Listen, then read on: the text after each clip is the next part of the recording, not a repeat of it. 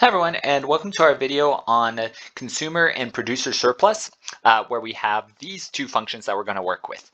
So let's make our sketch of these problems. Well, let's first read it, I guess. So we have d of x is equal to 7 minus x is the price in dollars per unit that consumers are willing to pay for x units of an item. So this is the demand. And then s of x, that will be our supply. S of x equals 2 times the square root of x plus 1 is the price in dollars per unit that producers are willing to accept for x units. Find the equilibrium point.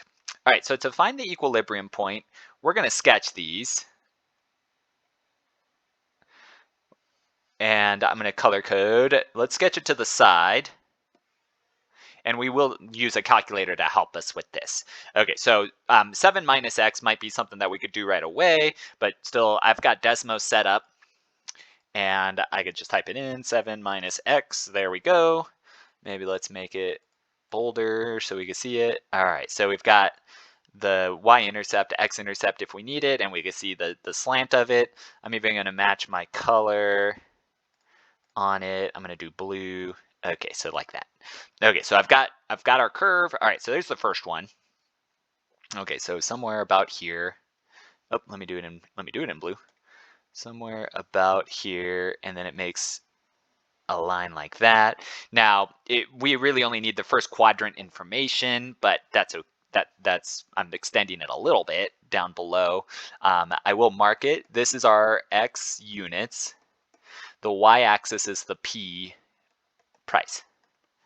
All right, and we just graphed d of x. And then now we're going to graph s of x. Let's do that one. Let's do that one in red. So it's 2 times the square root of x plus 1. All right, so in Desmos, we can type it in really nice, the same way that it looks in the form of the equation. And let me match the colors that I was going to use. There we go, like that. Okay, so if you have TI-83 or 84, you might need to put like those parentheses like that to make sure it graphs it correctly. Okay, so be careful. Just use parentheses if you're ever unsure. They shouldn't hurt you ever. Okay, and just double checking, I typed it in right. Yes. Okay, the reason why this is nice, so I'm going to sketch that too, but we can see, oh, it has the y-intercept at 0 and 2, and then we have the equilibrium point right away. Okay, so an 83 or 84 can also find it pretty fast, maybe like 20 seconds slower than Desmos, but you can still use it to help you find it. All right, so 3 and 4 is the intersection point. So let me sketch that in red. So somewhere about here we'll say, and then it made that type of curve.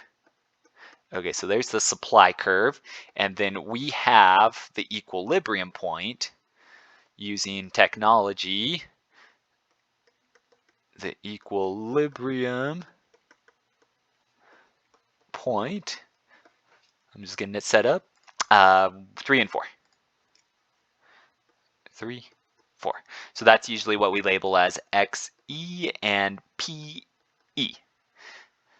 Okay, and we can even label it here. Here's 3 and here is 4. Okay, so the x coordinate, y coordinate, and then we usually want this rectangle sketched in. Okay, and then we have our equations. So I just want to scroll and just point out they use Q and P sometimes, and we have this marked in a different video. It's erased now, but the XE and the PE are the Q and P when they're asking for it at the equilibrium point. Okay, so they might call this Q, but at our equilibrium points, I'm going to call it XE, and again, they might call this P, but at our equilibrium point, we're going to call it 4. Okay, so we did find our equilibrium point. Okay, so 3 of 4, 3, 4.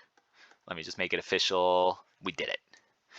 But I have it all marked on the graph, I think pretty clean, I hope. All right, now we're going to find the consumer surplus. So the consumer surplus is connected to the demand curve, consumer and demand close alphabetically. And it is, let's sketch it.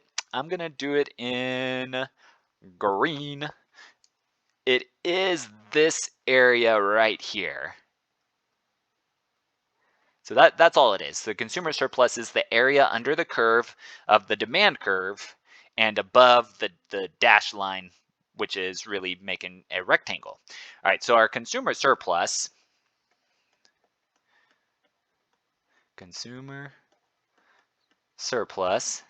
is equal to the integral of the demand curve. Okay, and they give us that. Okay, so I guess I could just put it here. Our demand curve minus the area of this rectangle, which we could just say is 4 times 3 right away, or let's use cube times p. Again, I already have things marked all sorts of ways. Okay, so you could just say 4 times 3 is 12 right away. Okay, but I do need the bounds. It starts at 0, okay, because that's where the area begins on the x-axis, 0, and then it ends at 3. So we'll put 3 here. Okay, so that is our setup for this problem, and then they gave us d of x. It is 7 minus x. All right, so we've got 0 to 3, 7 minus x dx minus q, which we're saying is 3, and p we're saying is 4 in this problem. All right, and then now it's an integration problem, and then we'll minus the 12 eventually. All right, so I'm going to change it back to black ink though. All right, so doing our integral 7x, and then minus, we would add 1 to the power, and then we would divide by that new power, so x squared over 2. And let's put that in the parentheses and our vertical bar, 0 to 3, and then 3 times 4 is 12. Let's just minus 12. Okay, and then with our integration, and we always know it should be the top number going in, and then minus the bottom number. So when we plug in 3, we'll have 7 times 3 minus 3 squared over 2, and then minus 0 going in. Now on this problem, where 0 is a nice number, sometimes you do have to be careful with 0 depending on the functions. Okay, but still just plug it in to see what it looks like, and then still minus 12 to the side. Okay, so this in the blue, we can do 7 times 3 is 21, minus 3 squared is 9, divided by 2. I'm going to do a decimal. It would be 4.5. And then everything in the red is 0, and then minus 12. Okay, so 21 minus 4.5 minus 12. Now, just to be safe, 21 minus 4.5 minus 12 is 4.5. Okay, so this gives us our consumer surplus, $4.5. Okay, so that's that. Now let's look at our producer surplus. So again, alphabetically, producer surplus is connected to the supply curve, close again in their letters. So consumer is to demand, as producer surplus is to supply. All right, so this, let's get that sketched also. I'm going to sketch it in maroon. That would be this area that I'm just squiggling around. Okay, so that purplish darker area. All right, so that right there, that is the producer surplus. It's spelled surplus weird with the R. Okay, so that's our producer surplus, which, again, look at this. It's the area of this rectangle minus the area under the red curve. So area of a rectangle minus the area under a red curve, or under the supply curve, just red in this picture. All right, so let's figure that out. Okay, so we've got our, well, let me keep it in that maroon. So our producer surplus is equal to, we said the area of the rectangle, which again, we could do Q and P, minus the integral. Okay, so this integral starts at 0 and ends at 3. And then we just want to make sure we do the supply curve now here. All right, so, and they give us all that information. The supply curve, now the supply curve, let me write it to the side here. S of x was 2 times the square root of x plus 1. Yes. And remember in calculus, we often don't really like the square root. Let's rewrite it. So I'm just writing it to the side again, that is the same thing as x plus 1 to the half power. All right, so to find our integral, well, let me keep it in maroon. So q is still 3. All right, let me go back up. Yep, 3, and then p is still 4. So it's the same rectangle as the first problem. And then we still have our integral 0 to 3. And then we have 2 times x plus 1 to the 1/2 dx.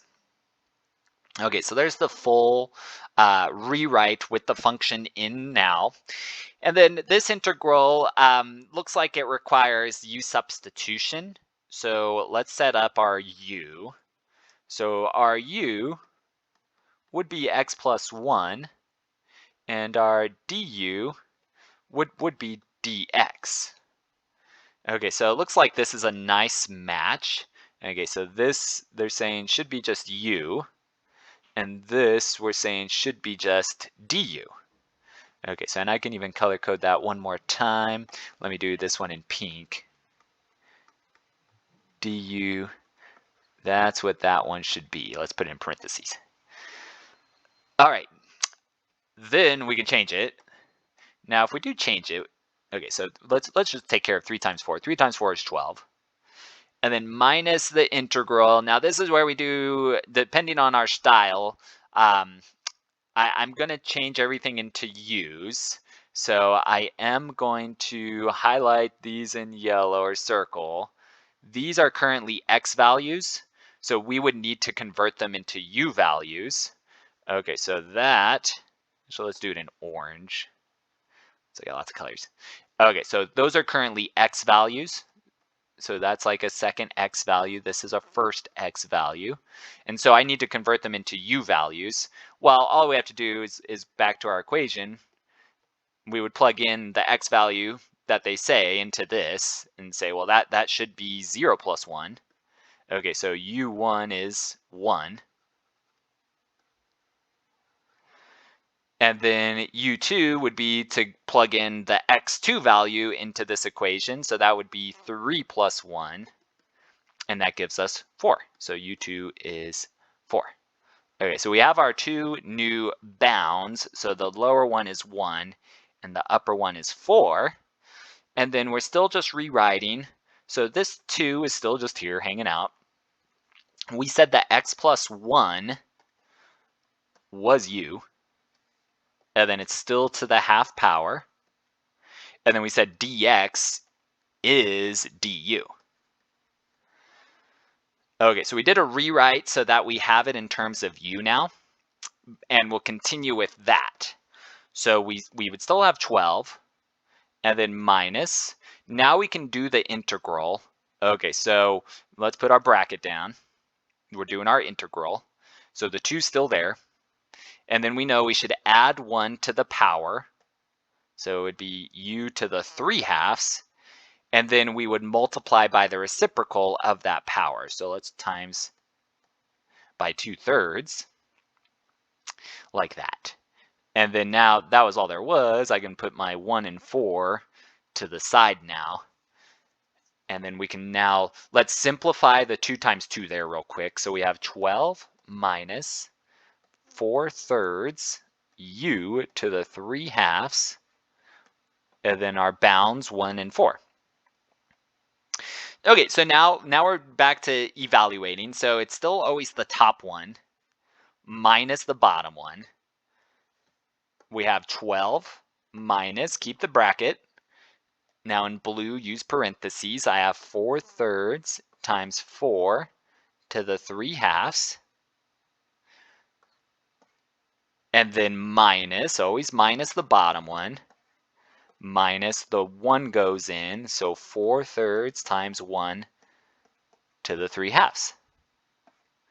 And then we could put our big bracket down like that. Okay, so now we've got the setup, and that is a 4. Careful, they still look like u's a little bit. Oop, 4. I don't know if that helped. Let me try it one more time. That's a 4. Okay, and so is that one, 4. Okay, but now again, the calculator can help us out here. So I need to do 4/3 times 4 to the 3/2. Okay, so 4/3 times 4 to the 3/2. There we go. And it gives us that number. Now, they probably would want a decimal as a final answer. So I'm going to keep it as 10.67. Okay, so we've got 12. Oops, let me go. 12 minus bracket. In the blue, we found 10.67. And then minus, in the red, that would be 4/3. Okay, so I know I have a mixture of decimals with fractions. 1 to the 3/2 is 1. That's why I know it's 4/3 just right away. But still, I can go over here and let's do the minus. Let's just throw that in now. Minus 4/3 gives us 9.33333. Okay, which we should round still. Okay, so we have 12 minus 9.33, and then one last time. Okay, so 12 minus 9.33 gives us 2.67.